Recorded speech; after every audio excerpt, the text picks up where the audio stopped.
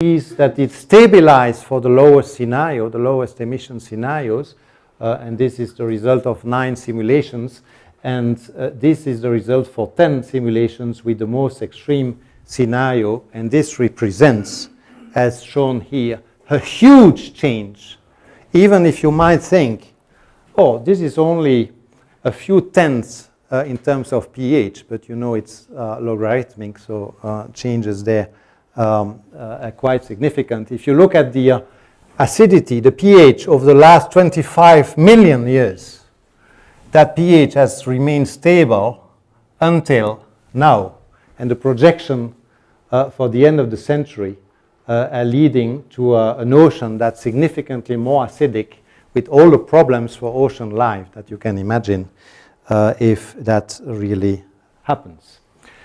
Now the last, and I think this is almost my last slide, the last thing that was the last kind of simulations that were done with those, on the basis of those scenarios, those RCP scenarios which are reminded here, is to try to find in an inverse way the emissions that would be compatible with those concentrations. So this is computed with the same climate models that were used to compute the evolution of temperature, sea level, and of course precipitation, sea ice sheet, etc.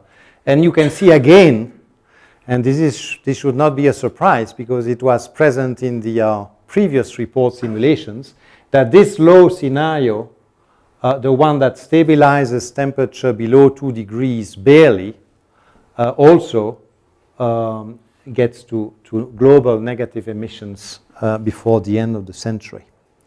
Because of the accumulation process of CO2 in the atmosphere, this is very clear. What counts, and it's another way to say the same thing as this linear relationship between the cumulative emissions and the increase in temperature, what counts for the relationship between emission curves and temperature is not the exact shape of that curve. It's what counts is the integral under the curve. So it's the integral of the curve which matters. Now you can decide how you want to shape things. You can decide, okay, I'll decrease my global emissions later. I'll wait another 15 years.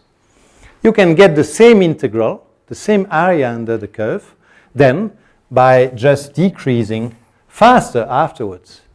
But of course, it's much, much more difficult to do that. So there's some urgency. Thank you very much for your attention.